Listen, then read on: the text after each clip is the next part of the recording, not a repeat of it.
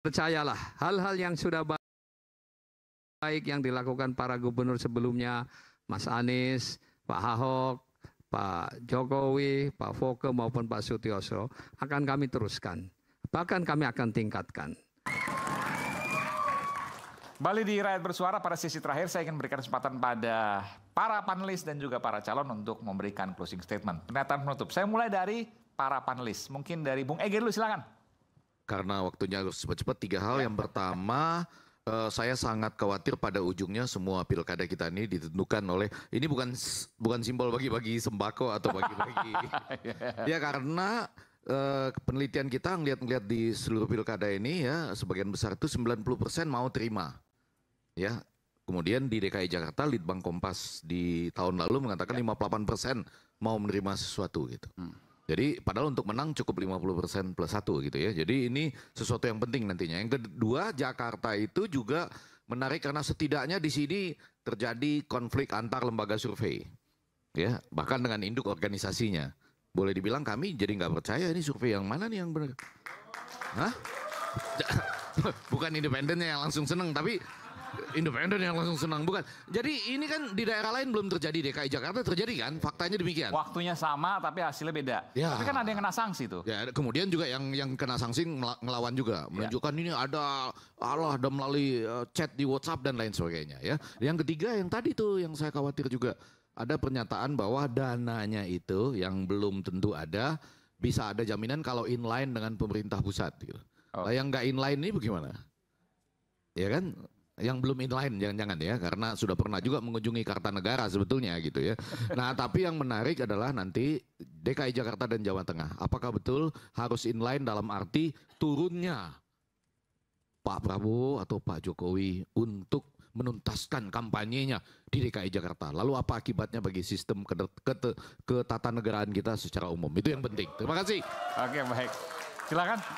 Ya, bagi supporter bola, sepak bola itu tentang kebatinan, tentang hati ya. Jadi kami berharap, kami ingin pemimpin yang betul-betul memahami keinginan kami dan paham tentang arti sepak bola dalam kehidupan sosial kami.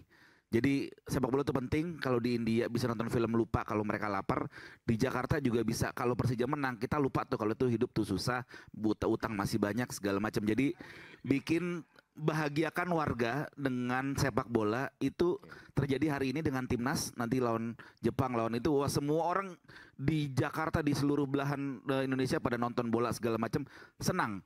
Jadi bahagiakan kami Jackmania dengan prestasi Persija, dan kami ingin orang yang betul-betul mencintai Persija dan membuktikan bahwa dia pantas untuk membahagiakan Jackmania dengan membawa Persija juara. Jadi siapapun pemimpinnya selamat berpesta ya. Jadi bola seketika melupakan utang. Ya betul, betul. Silakan Mbak Afu. Agak penting gitu ya. Iya. Jadi gubernur di tahun 2024 di Jakarta itu sebenarnya kan momentum yang sangat spesial ya. Soalnya pertama kalau untuk orang-orang lingkungan terutama 5 tahun ke depan itu deadline penting untuk kita mencapai target-target perubahan iklim. Dan Jakarta salah satu kota penting gitu ya, yang kita tadi ada banyak masalah banjir, berbagai masalah lingkungan. Jadi itu luar biasa. Terus yang kedua 2024 juga ini adalah waktu kemungkinan transisi gitu kan, dimana Jakarta harus jadi kota global tadi ketika ibu kota status ibu kotanya bergeser gitu. Jadi mudah-mudahan kita bisa mendapatkan gubernur yang bisa mendesain kebijakan publik di setting yang dari kanan kiri ini kayaknya banyak tantangannya sebenarnya hari ini gitu kan. Kalau pakai analogi Mas Kun tadi oplet gitu ya, kendaraan Jakarta ini kayak dipaksa, maksudnya kita harus global, harus jalan cepat gitu. Tapi pada saat yang bersamaan kelompok miskin dan kelompok rentannya juga masih banyak dan harus dilindungi. Nah, susah tuh gimana membalance antara menyelesaikan masalah-masalah dasar, membenahi dulu opletnya supaya mesinnya berjalan dengan baik. Tapi pada saat yang bersamaan harus sambil jalan juga gitu dengan cepat menjadi kota global. Jadi mudah-mudahan kita dapat gubernur yang capable untuk menjalankan itu semua. Amin. Tapi bagi orang, bukan hanya orang lingkungan, 5 tahun ke depan dari 2024 juga penting bagi orang politik, karena cagupnya jangan bisa jadi nyapres juga. Nggak tahu siapa ya, apakah Dharma Pongrekun? Enggak. Apakah Ridwan Kamil? Nggak tahu juga. Apakah Mas Pram? Nggak ada yang tahu. Silakan.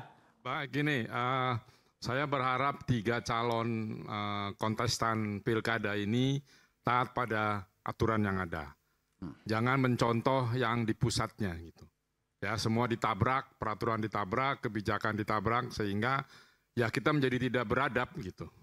Dan di sini banyak anak-anak muda, tolong beli contoh yang baik bagi mereka supaya politik itu baik. Politik itu menyenangkan. Ya, jangan main tikang-tikung dengan mengakali berbagai kebijakan peraturan yang dibuatnya sendiri. Itu saja. Jadi mereka silakan berini, kita akan terima. Saya sebagai orang Jakarta berKTP Jakarta Selatan, tentu berharap tiga-tiganya bisa, tapi sekali lagi yang beradab. Politik yang beradab punya nilai, tapi bukan kampanye maksudnya kan, kalau adab ini. Ntar dipikir sih itu Mas Itu bahasa Agus, jadi bukan maksudnya ya. Politik yang punya nilai yang berdasarkan dari nurani gitulah kurang lebih. Jangan sebut adab karena beda nanti aslinya. Yang teriak yang belakang nanti. Oke. Baik, sekarang saya mulai dari Bung Ciko dulu, boleh? Silakan. Closing statement silakan. Bismillahirrahmanirrahim. Pada prinsipnya Mas Pram dan Bang Dul tadi sudah disampaikan akan membangun Jakarta dengan sungguh-sungguh. Mas Pram ini dalam beberapa bulan terakhir itu makin jatuh cinta dalam tanda kutip kata dia untuk bisa memenangkan pertarungan ini. Kenapa? Karena dia merasa sudah turun ke masyarakat, ke akar rumput, ke pelosok-pelosok Jakarta, kampung-kampung di belakang-belakang daerah yang mewah. Dia sedih melihat situasi dan keadaan masyarakat Jakarta yang sebetulnya jauh dari layak untuk hidup di kota yang kita katakan nanti akan menjadi kota global dan pusat perekonomian nasional. Nah, Mas Pram dan Bang Dul berjanji untuk bisa meningkatkan kesejahteraan masyarakat dan juga untuk anak-anak muda bisa berkreasi lebih luas lagi dan akan dibekali dengan berbagai skill-skill baru untuk menghadapi tantangan-tantangan baru di dunia ini, khususnya di Jakarta. Dan semoga di tanggal 27 November nanti apa-apa yang sudah disampaikan kepada masyarakat mengena di hati masyarakat dan bisa diterjemahkan menjadi kemenangan bagi Mas Pram dan Bandul untuk menuju Jakarta menyala, kagak ribet dah pokoknya. Silakan. Boleh izin berdiri ya? Silakan. Kemacetan, banjir, air bersih, polusi udara, hunian layak ini menjadi masalah yang besar. Masalah yang terus berulang. Dan kami, Paslon 02, memiliki slogan Jakartaku Aman. Kita ingin menyelesaikan masalah-masalah tersebut dengan sebaik-baiknya. Kami ingin mengedepankan warga masyarakat atau people, dan kami ingin mengedepankan lingkungan atau planet ya. Jadi pertumbuhan ekonomi harus seimbang dan harus seiring sejalan dengan kesejahteraan masyarakat dan juga dengan lingkungan hidup yang berkelanjutan ya. Kita memiliki komitmen untuk itu. Dan kita sudah memiliki berbagai strategi, jadi strategi yang resilience, yang handal, dan juga strategi yang adaptif terhadap lingkungan strategis yang berubah, ya, terutama karena perubahan iklim, ya, terutama karena geopolitik dan lain-lain. Jadi kita memiliki kinerja nanti untuk lebih proaktif, ya, bukan lagi responsif, tetapi proaktif.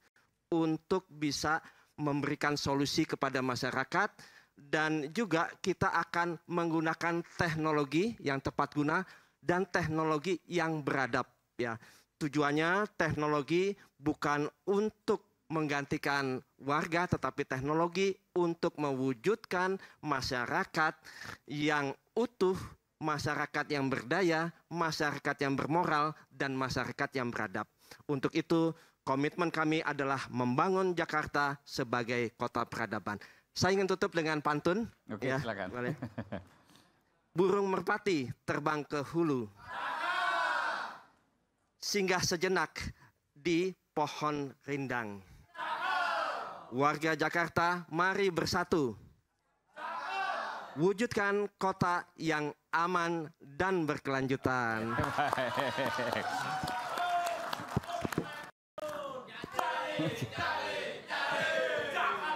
Oke, silakan Pak Sus. Baik, terima kasih warga Jakarta yang saya cintai semuanya. Kehadiran Ridwan Kamil Suswono adalah untuk melayani, memberdayakan dan membela kepentingan rakyat Jakarta. Percayalah, hal-hal yang sudah baik yang dilakukan para gubernur sebelumnya, Mas Anies, Pak Ahok, Pak Jokowi, Pak Foke maupun Pak Sutioso akan kami teruskan. Bahkan kami akan tingkatkan. Untuk itu kami akan memberdayakan betul RT dan RW yang akan menjadi mata dan telinganya gubernur. Dan nanti akan ada hotline langsung, laporan-laporan langsung agar kita bisa mengatasi persoalan rakyat secara cepat. Oleh karena itu insentif, akan ada dana kehormatan di luar adanya dana operasional RT RW, kita akan tambah dana kehormatan sehingga nanti RT RW akan mendapatkan 2 kali lipat dari saat ini. Di samping tadi ada dana RW 200 juta per tahun. Juga kami akan ciptakan lapangan kerja 1 juta dan tentu saja juga akan ada satu pembenahan rumah kumuh di mana memang Pak Ridwan Kamil sebagai ahli tata kota diminta oleh Pak Presiden Pak Prabowo untuk membenahi Jakarta. Pak Ridwan Kamil punya pengalaman menjadi wali kota dan juga gubernur, maka tentu saja dan beliau adalah insinyur beneran ya, tukang insinyur beneran. Oleh karena itu mudah-mudahan akan bisa membenahi Jakarta dengan lebih baik lagi. Dan saya yakin nanti kelak Jakarta, warga Jakarta akan bahagia di akhir pemerintahan Ridwan Kamil Suswono. Assalamualaikum warahmatullahi wabarakatuh. Assalamualaikum warahmatullahi wabarakatuh.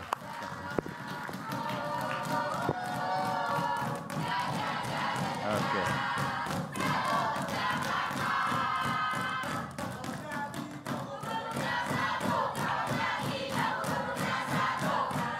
Baik.